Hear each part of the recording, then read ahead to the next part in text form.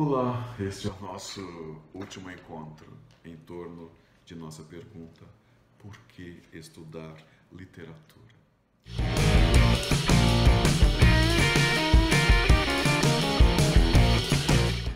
E eu chego a este nosso último encontro com a sensação de mãos vazias.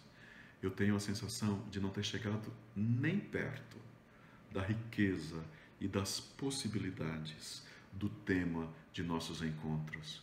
Por que estudar literatura? E também olho ao meu redor e vejo tantas pessoas, tantos amigos e tantos autores e autoras fazendo projetos incríveis em literatura, projetos que deveriam ser expostos aqui por elas mesmas, por eles mesmos, para vocês se darem ainda mais conta da importância de se estudar literatura. Mas algumas coisas eu gostaria de deixar claras numa espécie de fechamento dos nossos encontros. Eu gostaria que vocês não se esquecessem de que o objeto constituído pela literatura, o objeto de estudo constituído pela literatura, é um objeto dividido, é um objeto cindido. De um lado, nós temos a obra literária como objeto de leitura e de apreciação, e do outro, nós temos de passar dessa atitude de leitura para a atitude de quem busca nesse objeto um conhecimento impossível de ser obtido em outras disciplinas. Senão, não justificará ter estudos literários como um campo de pesquisa, como um campo de estudo constituído no nosso sistema de educação. E para que nós possamos desenvolver pesquisas em literatura, ao mesmo tempo nos mantendo leitores capazes de participar de um grupo de leitura, capazes de participar de uma conversa sobre literatura, segundo pontos de vista absolutamente pessoais, e ao mesmo tempo ser capazes de desenvolver pesquisas em literatura, eu gostaria de tratar neste nosso encontro de algumas dicas de caráter prático para estudos em literatura, para tentar mais uma vez responder na prática como estudar literatura.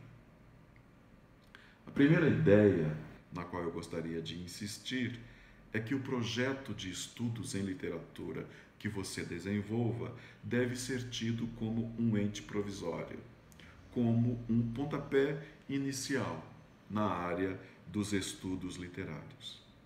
Não tenha medo de modificar o seu projeto literário se, no desenvolvimento dele, você encontrar razões para fazê-lo. Essa dica nos liga imediatamente ao nosso último encontro, quando eu falava da riqueza, que são projetos de pesquisa que se transmutam no caminho, porque a literatura escolhida, a literatura estudada, nos leva a fazer esse desvio, a fazer essa reviravolta, a dar essa virada. Então, projeto é projeto. Só se realiza no desenvolver do caminho, usando ao chavão a frase: o caminho se faz caminhando. Por outro lado, a forma do estudo é muito pessoal, sempre. Em qualquer projeto de pesquisa, cada um tem as suas preferências, cada um lê, escreve num tempo, num lugar. E muitas vezes, por se tratar de literatura, isso pode ficar ainda mais forte, ainda mais presente. Então, para que esse ato muito pessoal de ler e pesquisar não se transforme num empecilho na sua pesquisa, você precisa não separar demais as duas coisas, ler e escrever o seu projeto. Não espere ler tudo para depois começar a escrever. Assim você evitará a resistência à escrita que é tão comum entre todos nós. A dificuldade de escrever é real. Há poucas pessoas que se sentam e escrevem com a máxima facilidade a partir de leituras e de preenchimento do projeto desenhado. Então, você faz as leituras todas para o seu projeto, se senta e escreve. Isso não acontece.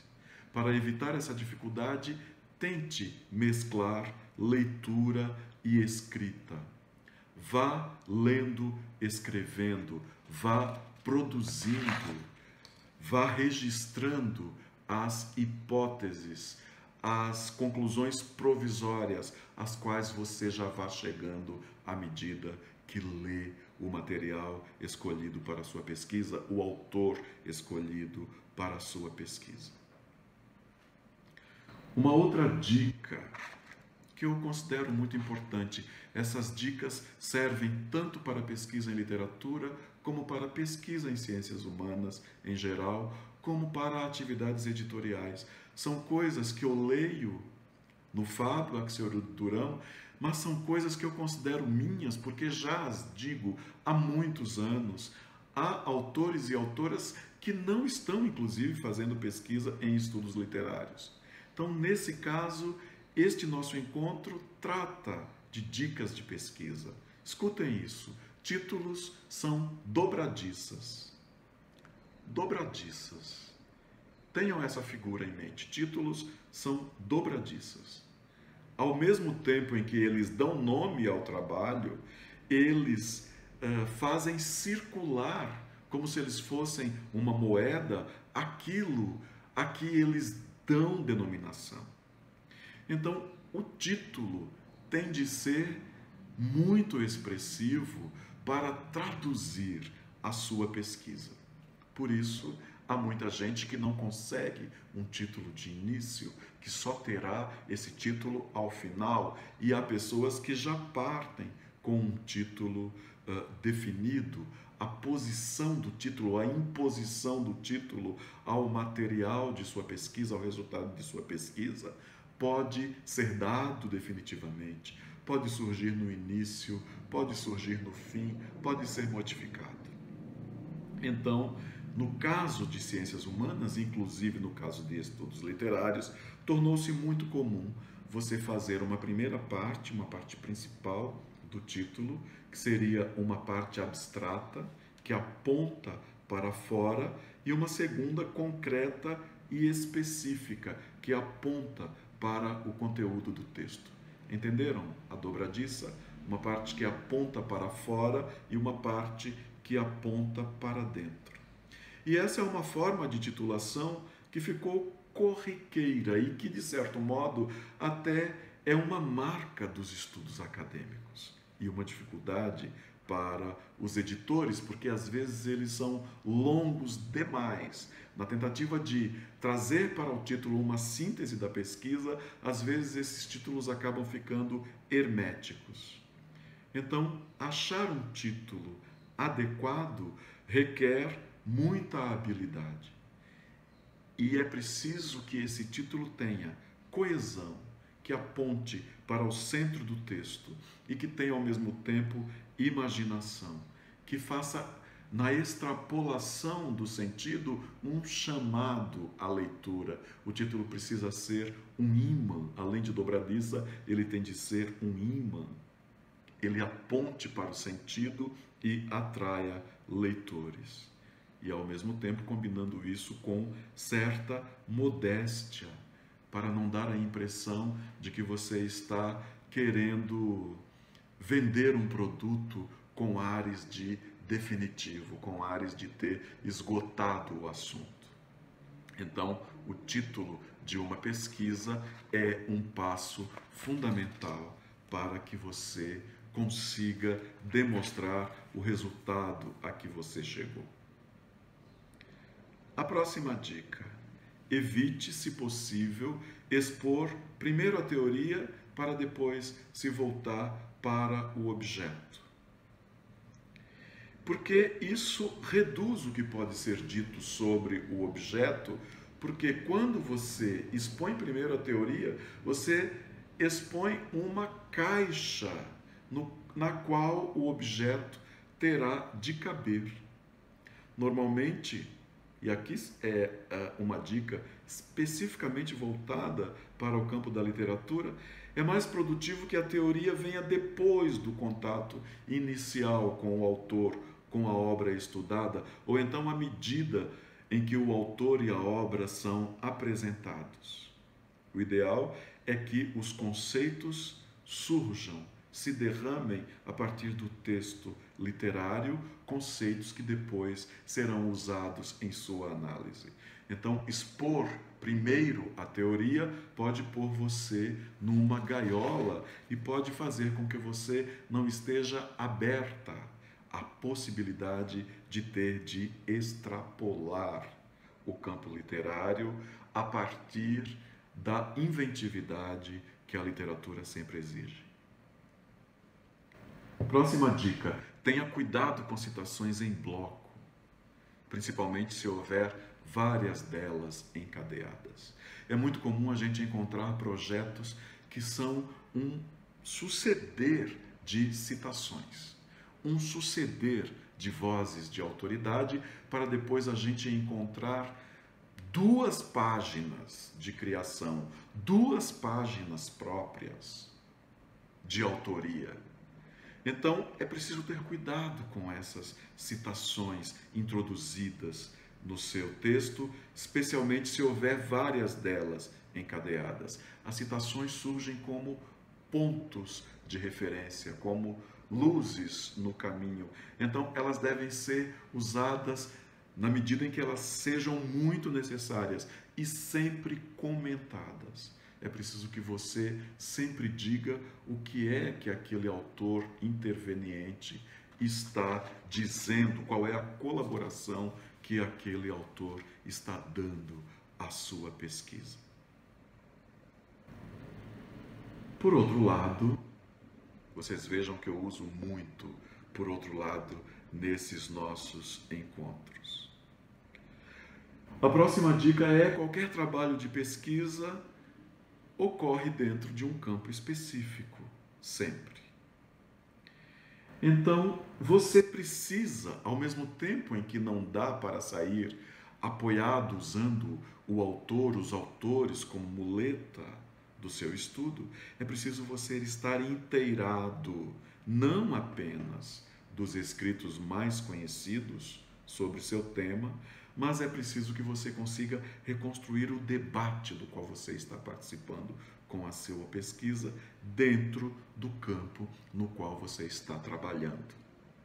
Então, normalmente, quem desenvolve uma nova pesquisa deveria, por exemplo, visitar a maioria dos bancos de dissertações, dos bancos de teses, para ter acesso não só ao que está publicado, mas ter acesso à pesquisa que se está fazendo agora dentro do campo no qual você está trabalhando. Você precisa estar familiarizado com o que a universidade tem produzido.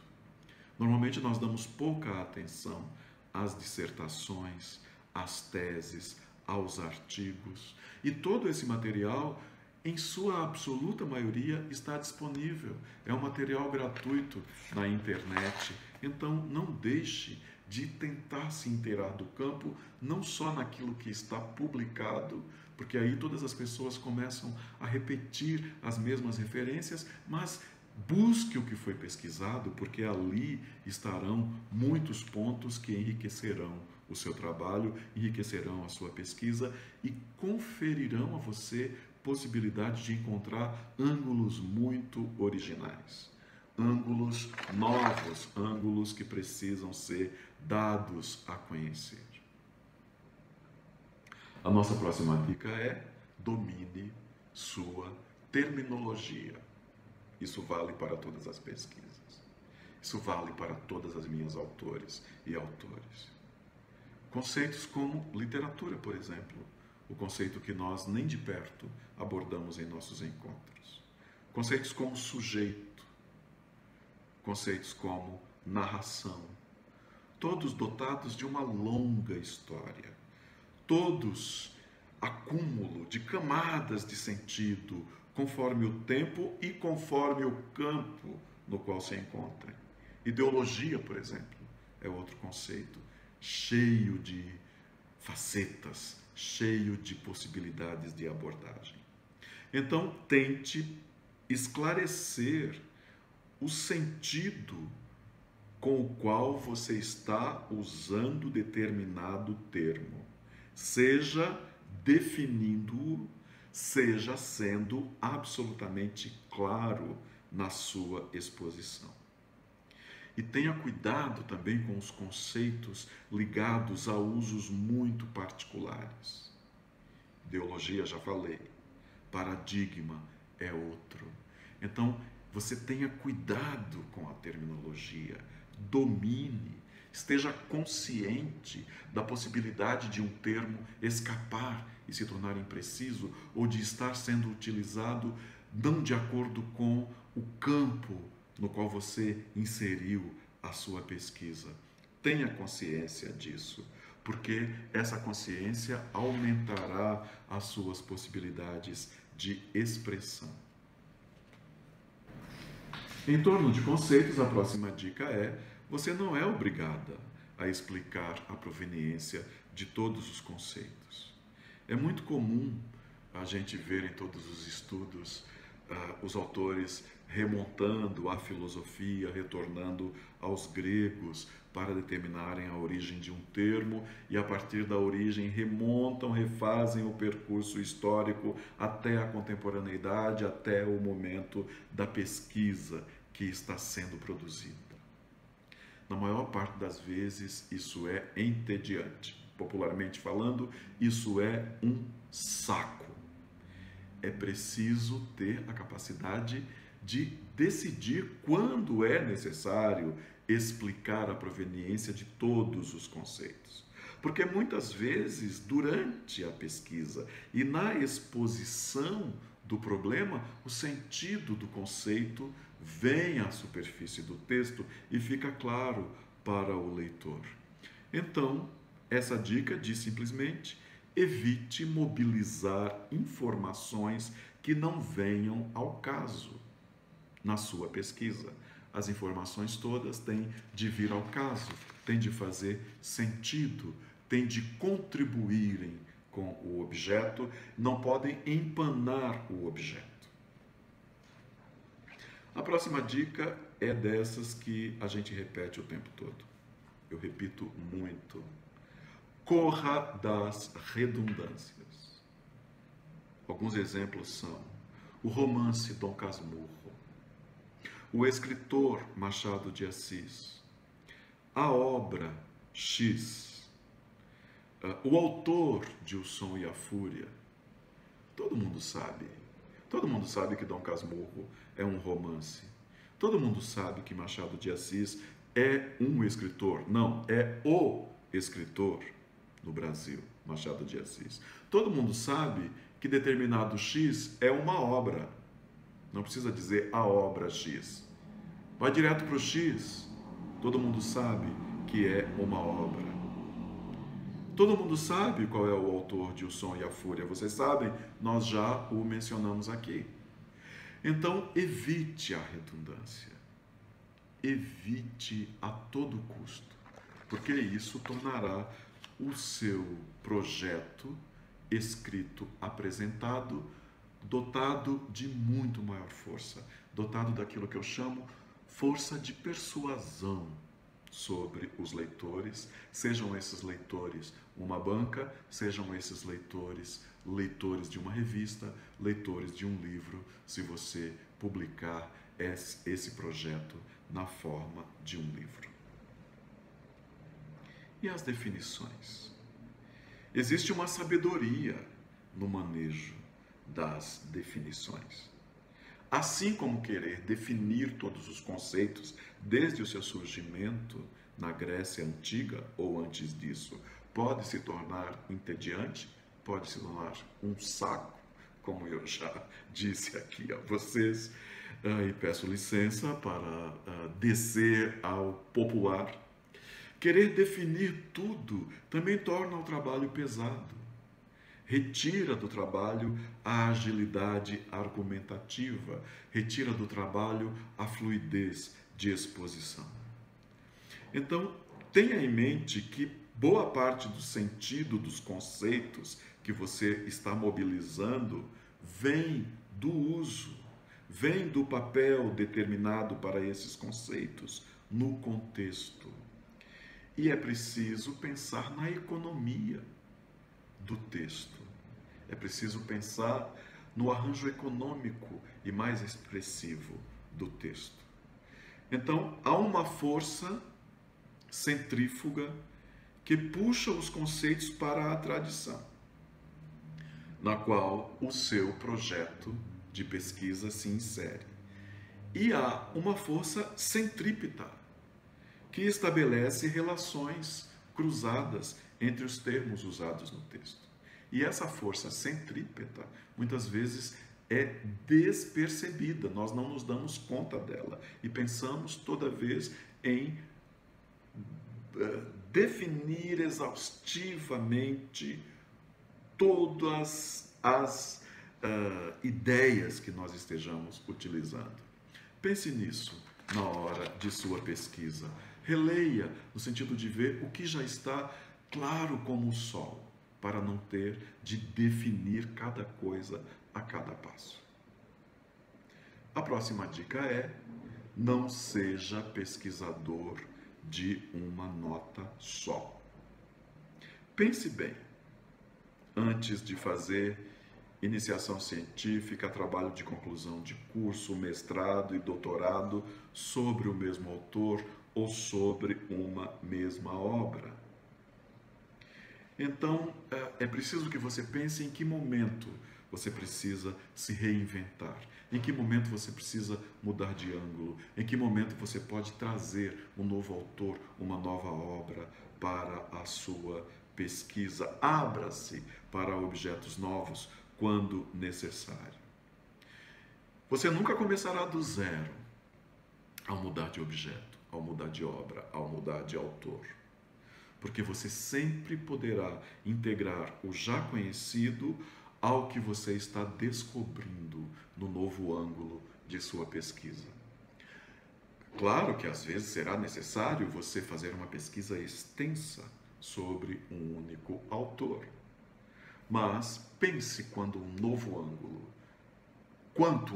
ângulo enriquecerá a sua pesquisa. Pense quando uma ponte para uma nova obra, uma ponte para um novo autor enriquecerá a sua pesquisa, e você ampliará horizontes e você enriquecerá o campo dos estudos literários, não sendo monótona, não sendo especialista de uma nota só. Uma outra dica que é preciso deixar muito clara: o intelectual é um atleta. Ele precisa treinar todos os dias. Todos os dias é preciso treinar. Então, o pensamento precisa ser alimentado. Nossa ideia de inteligência é muito romântica, às vezes. Ela valoriza inclinação natural, valoriza naturalidade, valoriza facilidade que só os gênios têm para fazerem pesquisa. Ok, eu conheço pessoas que escrevem com facilidade extrema. Eu conheço pessoas que escrevem com absoluta naturalidade e conheço pessoas que são tão rápidas quanto gênios. Por outro lado, é preciso que nós nos demos conta da importância da concentração e da repetição. É preciso que nós nos demos conta da necessidade de formar hábitos de estudo. E é como se nós adquiríssemos uma segunda natureza, que vem preencher as dificuldades da raridade dos gênios. Quando nós nos sentimos atraídos por um objeto e nos dedicamos a ele. Não romanticamente, não com a facilidade e a rapidez dos gênios, mas com a capacidade de concentração e de treino, com a capacidade de desenvolver o hábito de estudo que nos torna capazes de produzir também. Lembrem-se, então, o intelectual é como um atleta. E uma dica que eu também vivo repetindo, eu gosto muito dessas dicas para estudos literários que podem ser aplicadas a todos os estudos. É muito comum a gente encontrar, especialmente em coletâneas, autores convidados para publicar um capítulo em determinada coletânea, e nas referências bibliográficas, esses autores e essas autoras põem todos os artigos que eles já produziram desde o ensino fundamental 1. Muitas vezes textos que não têm nada a ver com o objeto sobre o qual eles estão trabalhando. Não tem nada a ver com o tema sobre o qual eles estão dissertando. Então tenham cuidado com isso.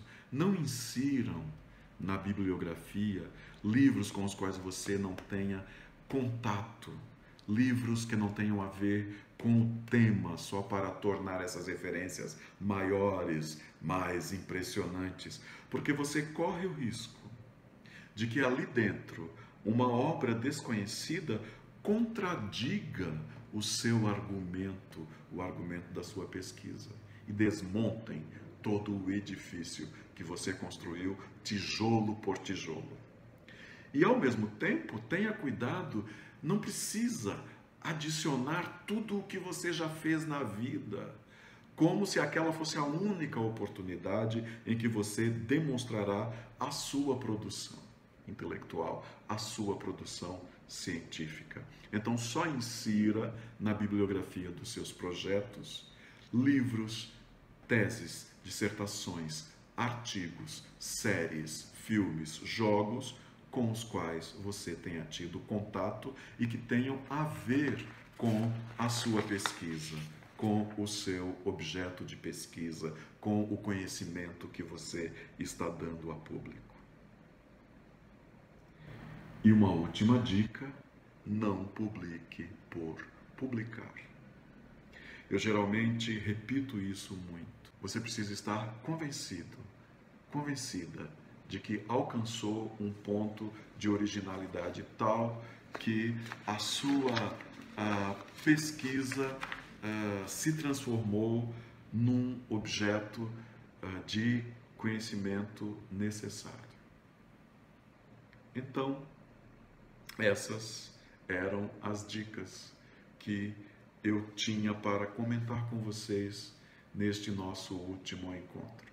Espero que elas sirvam de algo e que vocês possam, a partir dessas nossas conversas, olharem para a literatura como um campo no qual arte e pesquisa se combinam, se juntam para dar novos rumos ao conhecimento e para darem novos conteúdos à área de letras.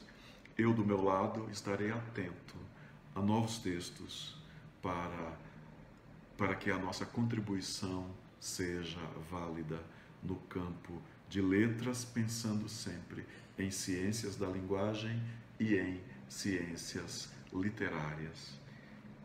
Agradeço muito a companhia de vocês, espero encontrá-los todos em novas ocasiões, sejam presenciais, sejam via redes sociais, sejam via internet, porque todos os encontros são sempre momentos de enriquecimento. Muito obrigado, até a próxima, nós nos encontraremos. Até logo.